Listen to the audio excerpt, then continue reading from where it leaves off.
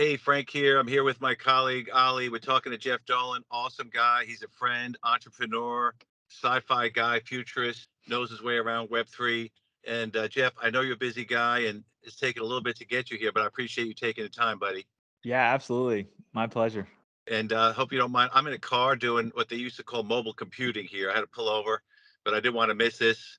And Ali and I, as I mentioned to you earlier, we're speaking to kind of really sharp people in the industry like you. Want to share it with our network.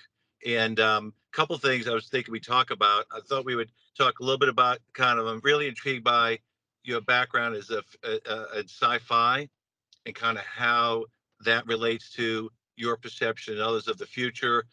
And then we could talk a little bit about just AI in general. You have some interesting takes on kind of AI, and it's certainly trending big time now. Especially with the kind of evolution of Chat GPT and all. And then just some interesting things that I know you have some thoughts on the impact on the young folk out there and where this could be dangerous. So it's a very serious topic. So let's start with the first. You have a background in sci-fi. You were involved and plugged in kind of really globally there. You did some interesting things in Europe. Maybe you could tell us about that. Yeah, absolutely. So when I was in Nashville, Tennessee, I was living. I created this filmmaker community based off of gathering all the creators in the town together to create films and short films. And I was really interested in sci-fi, and so that was my film. Right, I got together people, and we really, as I was writing the script, it was imagining a future, 20 to 50 years out. So not far future, but kind of near term future. And a lot of the health implications and some of the things that were happening. And it's funny, as the years went on, friends were saying, well, hey, was that a documentary? Wow. And because it was so spot on of where we're going. And so yeah, I entered it in competitions and actually won some of them. One of them was with Red Bull and a think tank in Europe called Future IO. And so they are global thinkers, innovators, futurists, storytellers, a lot of global leaders. And so they flew us all out to Portugal to uh, kind of talk through, what does it look like? What does the future of Europe look like? And what are desirable futures? And so what really I learned there was, okay, the story that we're telling ourselves is very important for where we're going in the future, and especially when it comes to technology and innovation.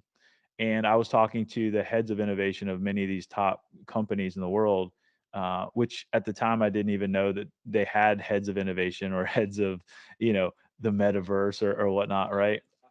And so it's very fascinating to me that if you're going to be a leader, you have to think about the future. And so sci-fi filmmakers, they targeted specifically because of their ability to think critically about the near term, middle term, and far term futures and what the implications are for today, and how we can tell those stories. And so we had, storytelling workshops. I mean, it was a fascinating experience.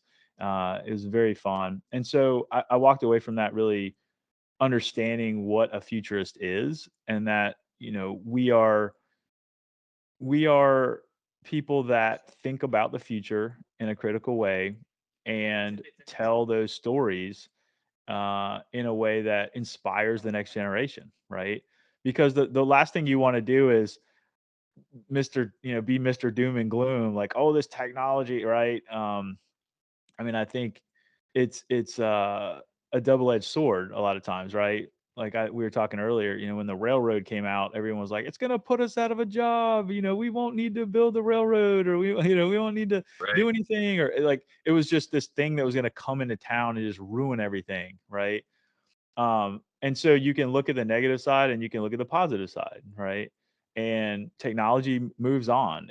It's Right. agnostic. It doesn't care, what you believe. And so as humans, we have to figure out, okay, what does this mean for how we interact with each other, how we communicate, the power structures, right? Is this going to be used by the powerful against the weak?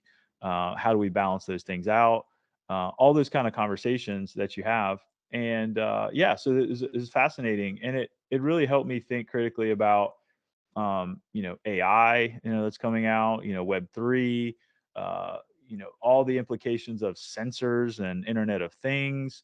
Uh, there's just so many converging technologies that are happening. And then I specifically was talking about, related to my film, the idea of kind of the body and the health and what that means for when you have sensors in your body that are communicating, right?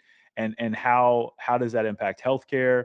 And it was funny, like at the time that the concepts I was talking about, I thought they were completely sci-fi. Like there was no basis in reality. And then, but some of the executives were like, well, Right. you might want to Of start course. looking into that more because the technology is almost there. And then sure enough, a couple years later, you start hearing about the nanobots that are, you can Yeah. steer Yeah. around in your Sure. bloodstream and do crazy Mm, things, right? mm.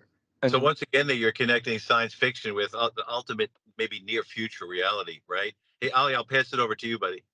yeah, as a futurist, Jeff, I know that you say there's a lot of people sometimes they're doom and gloom, and you feel the only time you hear about people who call themselves futurists in the press is when it's they're saying the world's going to end in 5 years. They're going to say no one's going to work in the next six. It's all very doom and gloom. It's all the very big predictions that are overarching so they can make the news. What are some of your predictions around AI, around Web3 that maybe aren't as prophetic as some of these guys, but you're thinking will probably happen in the mid to near future? Um, my predictions around AI that are positive, or I think we want to keep it upbeat. yeah, it is funny. I mean, we were joking earlier. I think, in the early 1900s in New York, they were saying, we would be buried under 10 feet of horse manure, right? Because it was just piling up on the sides of the streets with all the horse-drawn carriages. And there was just no way that, we could sustain. And we think in a very linear fashion. We don't think exponential. And so it's very hard as humans to get our minds around this technology is here, and tomorrow it's not just going to be here, it's going to be exponentially higher and more complicated than we can ever imagine, and we're going to be in a totally different scenario. And so when you think about technologies, you have to think in that exponential mindset, and you have to understand that there are going to be technologies that come out that fundamentally change the way you think about the world. In other words, now that you know this thing, you will never go back to the way it was before, right? Mhm. And so, one of the things that I was showing my father-in-law the other day was the robot now that they're going to put the AI in, and it's going to be a autonomous humanoid robot walking around and like helping you. And I think the example they gave was, it'll help the elderly, or help our memory, right? And it'll just be this like robot following us around like in the sci-fi movies that just knows everything, right? You can ask it questions, kind of like an Right. Alexa, but walking around looking like a Mhm. human. And the face on it was just completely black. Oops. The face on it was completely black, right? And it was just like this ominous, like, is this thing gonna kill me? And I think that's the fear. But I really do think the birth of Chat GPT, of the generative AI, of the general intelligence, it is the start of something game changing, right? It is as big as the internet, as big as Bitcoin. It's at a critical mass where it's magic enough for people, where it's a fundamentally new thing, right? I don't think before the masses ever had access to the type of intelligence that we're seeing out of this thing. However artificial it is, the magic of it, the mystique of it is that this thing is the all-knowing brain of the universe, right? And with all its limitations, it can have a conversation with you. It can coherently communicate. It knows everything that the internet knows. That's powerful. And that is the brain that is going to run everything. Now, think about it like we just created the brain. Okay. The brain is going to want fingers, toes, feet, right? And so when you start pairing that with real world machines, it's going to connect over the internet, right? Or Wi-Fi or NFC or whatever. it's going to start connecting. The brain is going to start connecting to all the fingers and toes and arms and legs, right? And it's going to want, right? It's going to want to do all these things and give it capability. So the innovators are going to be the ones that are setting up the body of what the capabilities are in the real world. So if you have an example of like, if I put the AI brain in a refrigerator, the refrigerator now is going to say, okay, I'm out of milk, reorder milk, or I need more bread, or hey, you're on a diet. You just programmed me and told me that you don't want to eat this kind of food. It's going to throw up warnings when you try to put bad food in there, right? And it can tell you like, hey, this is about to expire. Throw this out. Hey, there's mold growing on this thing in the back here. You might want to throw this out. It might even throw it out for you, right? And so that's just one small example of putting this kind of technology into machines, right? And so you're going to see over the next 30 years a merging of the software and the hardware in a way that uses this technology to help different industries, different tasks in your daily life. We hear about the smartphone, but what if everything was smart? And what if everything was connected? And so there'll be plenty of new jobs that are created out of this. I think there's a lot of fear that it's going to put us all out of jobs. Well, how many jobs is this going to create? It's going to create millions of new types of jobs that we've never even heard of before, right? We don't even Hopefully a know they lot. exist. Yes. So Ali, you're gonna have to go back to the recruiting team, let them know. You're gonna have to get Yeah, ready. get a More, note more, in. more stress on your team and more new business, which is good. Hey Jeff, we have only a few minutes left, but I wanted to make sure we got an opportunity to talk about impact of the technology, current gen and next gen, on teenagers. I mean, you have some real feelings on that. I think your wife is helps advise and coach young people that are affected by that. What is uh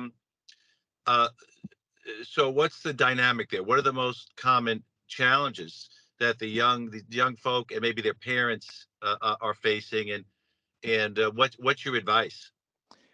Yeah. So my wife is a life coach for teen girls, and we see it every day. She's the top life coach in the world for teen girls specifically. She coaches some of the most famous and popular, people. Of course, it's all private, Mhm. but their children are going through what Alvin Toffler and Future Shock wrote about. So in 1970, he wrote a book called Future Shock, and it really talks about how people will become disconnected and suffer from what he called a shattering stress and disorientation, right? And so this is what our teens and our kids are suffering with right now.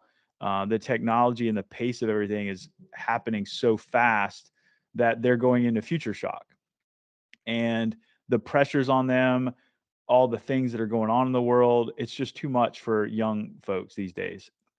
I mean, if you think about teenage pressures and then you put all this new stuff happening, it's just overload, right? And so they're disconnecting. They're trying to find answers in places that, Ollie, I think you said it before, like in the past, our parents thought that it was safe if you were inside.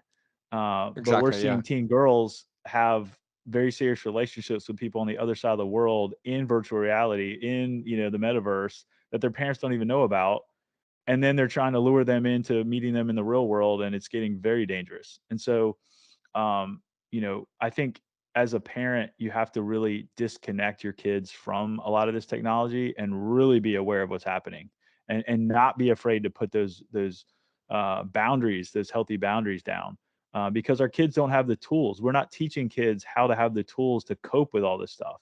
How do you handle the technology? What are the rules? What's healthy? What's not healthy? So I think it's very important for us to be good stewards of the future, and not just embracing everything that comes along and giving it to our kids thinking it's going to be okay. No, great Yeah. advice. And we're just about ready to wrap up. Jeff, I appreciate it. And for those viewing, and be sure to connect with Jeff. Great entrepreneur, visionary. And if you can see some of the equipment back there, he's also a surfer or ski boarder, or yes, which, Jeff? Surfer, snowboarder. Snowboarder. I was close. And And Ali, I'm assuming if somebody's looking to hire somebody, automation, AI, Web3, As you and ever, the dream team. happy to chat. Yep, US, Europe, etc. Guys, Yeah, awesome way for me to spend the morning here. I appreciate it, Jeff. I appreciate your time, and I look forward to further discussions, my friend. thanks Absolutely. much. It was fun. Thank you. Thanks for taking the time. Great. Speak soon. Take care. Bye bye now. Bye.